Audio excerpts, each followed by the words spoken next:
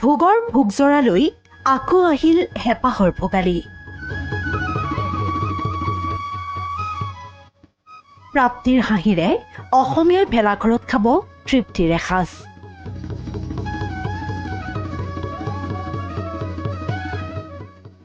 ভেলাঘৰৰ বাকৰিত ভোগালীৰ আনন্দ।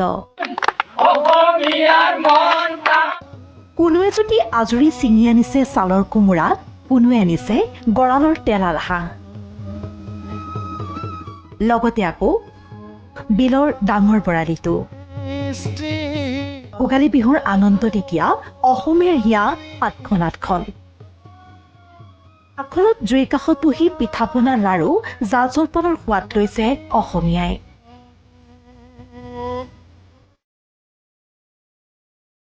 কংক্ৰিটৰ মহানগৰীতো হেঁপাহৰ বিহুটিক আদৰিবলৈ ব্যাপক উৎসাহ।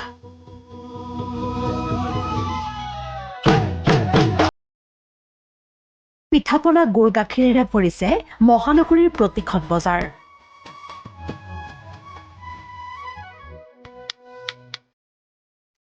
অসমীয়াৰ ঐতিহ্য পৰম্পৰাক সাঙুৰি মহানগৰীৰ প্ৰান্তে প্ৰান্তে ভোগালীৰ আয়োজন। মাজুলীতো কৃষক ৰাইজৰ মাজত বিৰামহীন ব্যস্ততা। পথাৰৰ সোণকুটি চপাই উৰুকাৰ নিশা হাঁহে মাহে এসাঁজ খাবলৈ সাজু মাজুলীৰ গড়মূৰ গোপালপুৰবাসী। গাঁৱৰ ডেকাহঁতে যিদৰে ভেলাঘৰ মেজি নিৰ্মাণত ব্যস্ত হৈ পৰিছে, ঠিক তেনেকৈ আগখনত পিঠা পনা প্ৰস্তুত কৰাটো ব্যস্ত হৈ পৰিছে ঘৰৰ গৃহিণীসকল।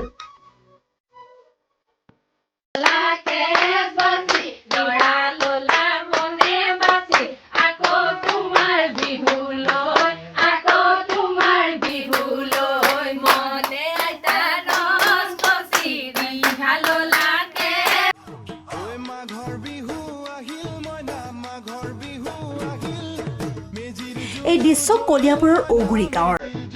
অসমৰ অন্যতম জনগোষ্ঠী বড়োসকলে ভোগালী বিহুক আদৰিবলৈ একগোট হৈ বনাইছে পিঠা পনা।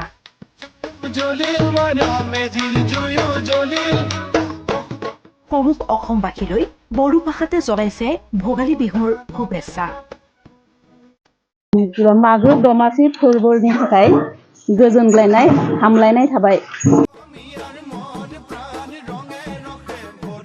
ৰাজ্যৰ ভিন্ন প্ৰান্তৰ সমান্তৰালকৈ ঢকুৱাখনাৰ কাঠৰবাৰী গাঁৱতো ভোগালীৰ উৎসাহ। পিঠা পনা বনাই গীত গাই আনন্দত মতলীয়া এইসকল মহিলা।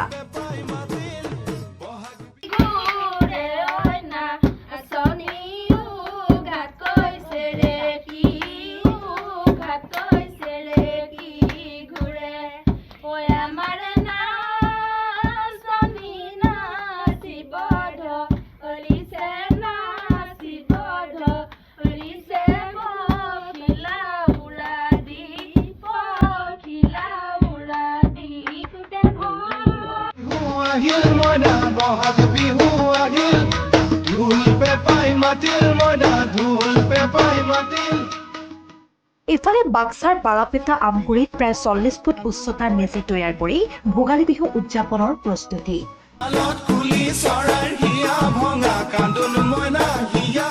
বাৰাপেটা আমগুৰি নামঘৰ যুৱ সমাজৰ উদ্যোগত অষ্টবাৰ্ষিকী তথা দুদিনীয়া বৰ্ণাঢ্য কাৰ্যসূচীৰে আয়োজন কৰা হৈছে ভোগালী উৎসৱৰ।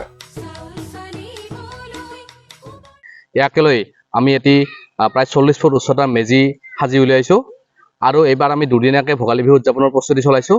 প্ৰথম দিনা কণ কণ ল'ৰা ছোৱালীসকলৰ মাজত বিভিন্ন ধৰণৰ প্ৰতিযোগিতাৰ লগতে খেল ধেমালিৰ লগতে ইয়াতে বিহু নৃত্য প্ৰতিযোগিতা অনুষ্ঠিত হ'ব আৰু দ্বিতীয় দিনা ৰাতিপুৱা মেজিত অগ্নিসংযোগ কৰা হ'ব আৰু তাৰপিছত আয়তীসকলৰ নাম প্ৰসংগ অনুষ্ঠিত হ'ব আৰু সৰ্বশেষত বঁটা বিতৰণী আৰু এখন মুকলি সভাৰে আমাৰ এই ভোগালী বিহু উদযাপনৰ সামৰণি পৰিব। মুঠতে নিজৰ জাতীয় সত্তা অটুট ৰাখি প্ৰতিজন অসমীয়াই এইদৰে সাজু হৈছে নিজ নিজ পৰম্পৰাৰে।